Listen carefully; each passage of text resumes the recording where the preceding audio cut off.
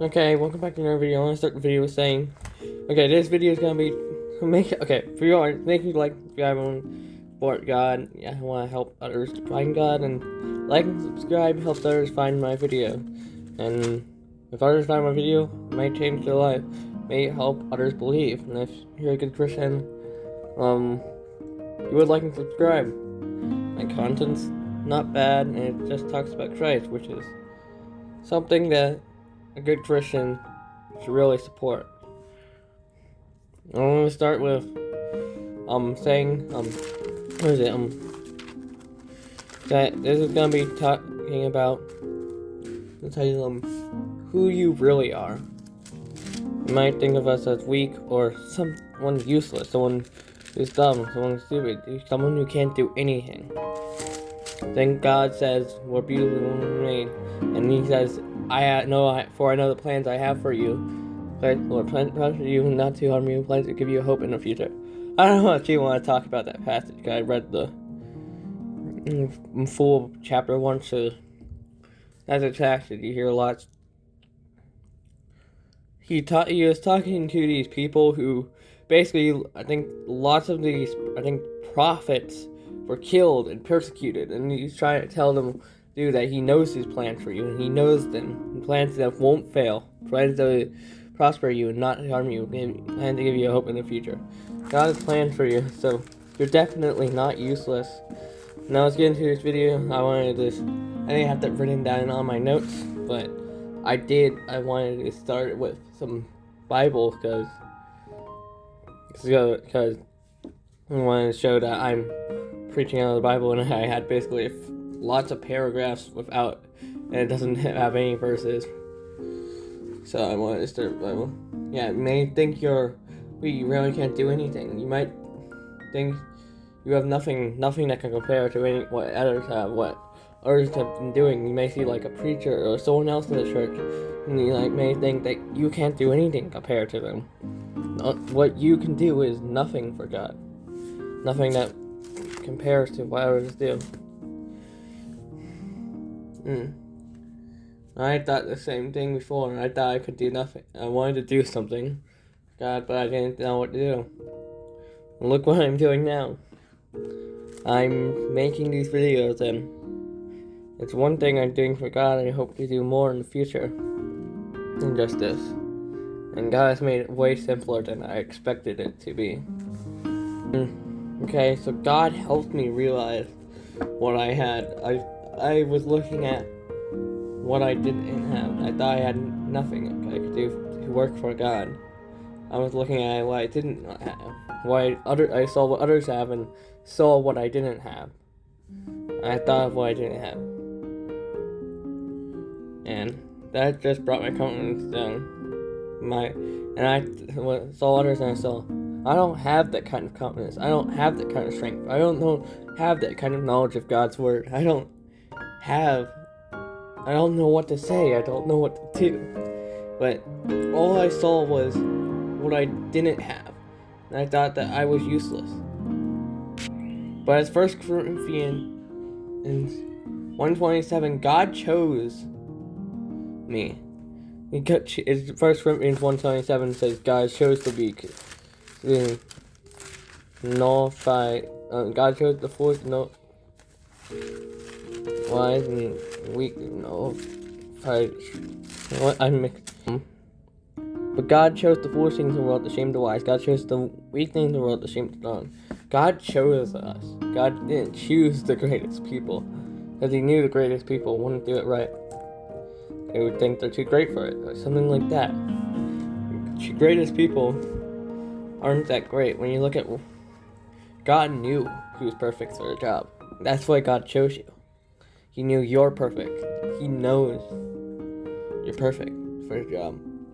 Not perfect, like, you're not perfect, I'm not perfect, we're all not perfect. But He knew you were good for the job. And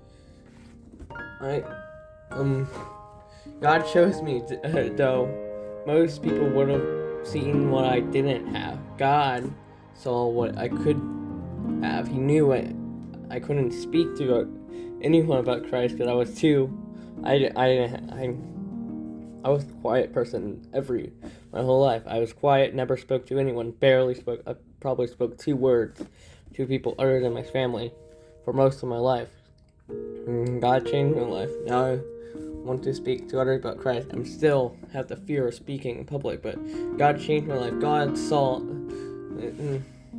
though He knew I couldn't speak to anyone about Christ, but He also knew how He could change my life and give me the confidence I needed in the words I would speak.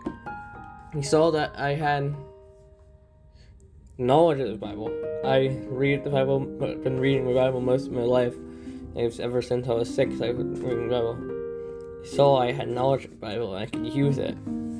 I'm not brag, because talking too much, I just don't want to say I have too much knowledge, but he saw that I could do something. He looked at what I had, stuff I had, that others may not have had. And I've been reading my Bible ever since I was 6, not every day, but still been reading the Bible. So he knew that I had knowledge of the Bible and I could use it to spread His word. And all you need is a bit of knowledge of the Bible to tell others about Christ. Just a little bit of knowledge. He saw I had a desire for Him. To work for Him, to do something for Him. And he did what was said in 2 Corinthians.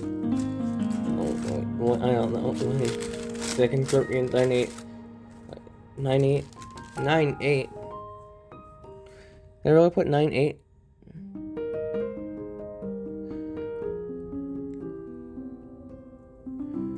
I don't think I actually put 9:8 in my thing. I think I would put 8:12, but this is actually good. I will bless you abundantly so that in all things, at all times, having all that you need, you will abound in every good work. God saw it, and He's able to bless you abundantly so that in all things He can help you. He can help you in every good work. Every good work. Not evil, but He will help you in doing good. And then the one thing I thought I was putting in 8:12, where you should look at where it says a gift is acceptable according to what one has, not according to what one has. And my gift, giving to God, I'm working for God, it's acceptable because of what I have, not what I don't have. And as I did actually, okay, just because I can work for God, I can do. My gift is acceptable because I actually said it's the willingness there, and I had a desire to work for God, and it was not according to what I didn't have. God didn't want me to use what I didn't have, which I was looking at what others had, and I thought that was what I needed to do what others did, what others had, but that's not what I had. God used what I had, and He allowed me to change others' lives with it. He has blessed me abundantly, as 9:8 says, and now I can abound in every good work. Oh yeah, now it's 8:12 on my note. Yeah.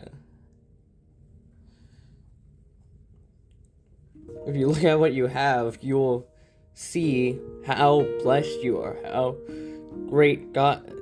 many great things God has done in your life. If you look at what you have. If I look at what others have, what pastors have, I'll see that I'm not close to I'm not close to who they are. That's what I'll look at. But then if I look at what I have, it shows me how great God has changed my life, how good God is. And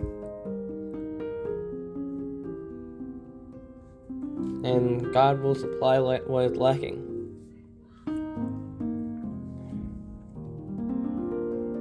From you. Okay, thanks for watching, like, and subscribe. This is in the video. Hopefully you look and see what God has done in your life, and instead of seeing what you don't have. And hopefully God can change your life. Like and subscribe. This is in the video.